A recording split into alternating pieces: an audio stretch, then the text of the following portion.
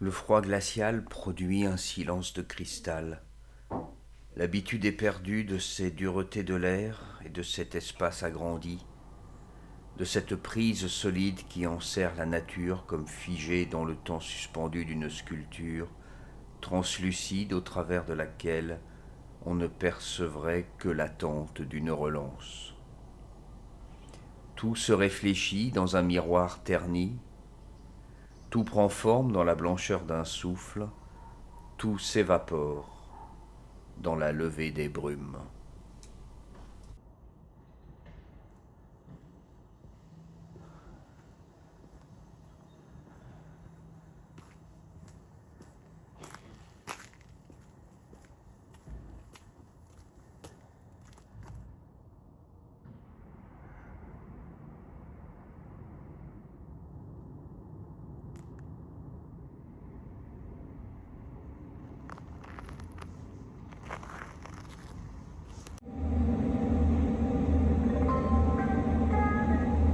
Messieurs, votre attention s'il vous plaît concernant le train 860 252 à destination d'Orléans.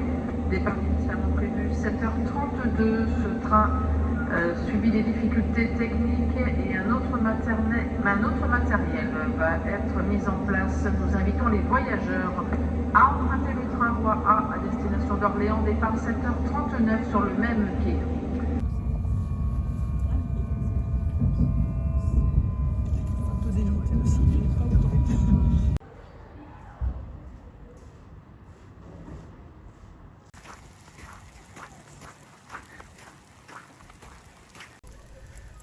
Marcher dans les rues ne me semblait pas une occupation futile.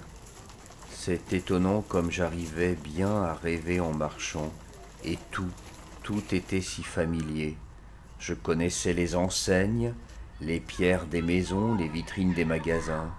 Je les connaissais d'une façon particulière, seulement pour moi, et j'étais absolument persuadé d'y voir le plus important, le plus secret, ce que nous, les adultes, nous appelons l'essence des choses. Tout s'imprégnait profondément en moi. Si une conversation me parvenait d'une boutique, je me souvenais de l'enseigne, des lettres dorées un peu effacées de l'éraflure sur son angle gauche, de la demoiselle caissière avec sa haute coiffure. Je me souvenais de l'air qui vivait à côté de cette boutique et qui ne vivait à côté d'aucune autre. Et de ces boutiques, des gens, de l'air, des affiches de théâtre, moi, j'en construisais ma ville à moi.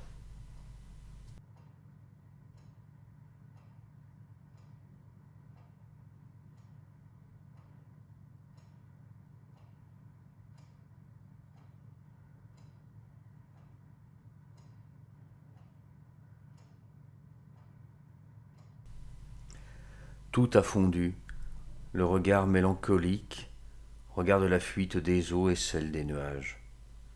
Les villes n'ont pas changé de forme.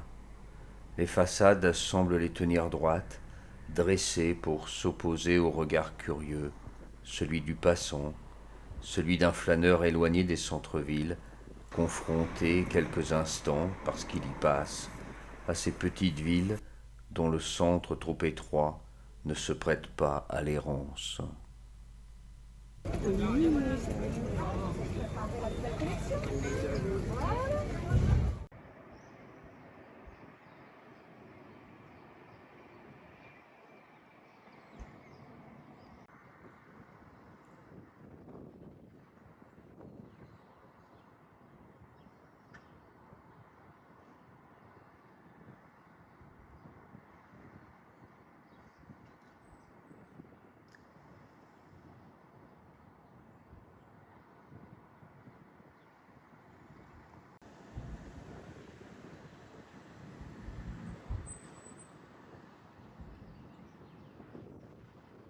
Six plans oubliés de mon passage à Paris. Le vide du jardin du Luxembourg, mais surtout ce monument aux morts de la station de métro Richelieu-Drouot, dont l'ampleur, l'autorité, la force m'ont surpris. Aujourd'hui, alors qu'on reparle de guerre, de mobilisation, de service national, que voit-on dans ces monuments ? qui s'arrête encore pour y méditer.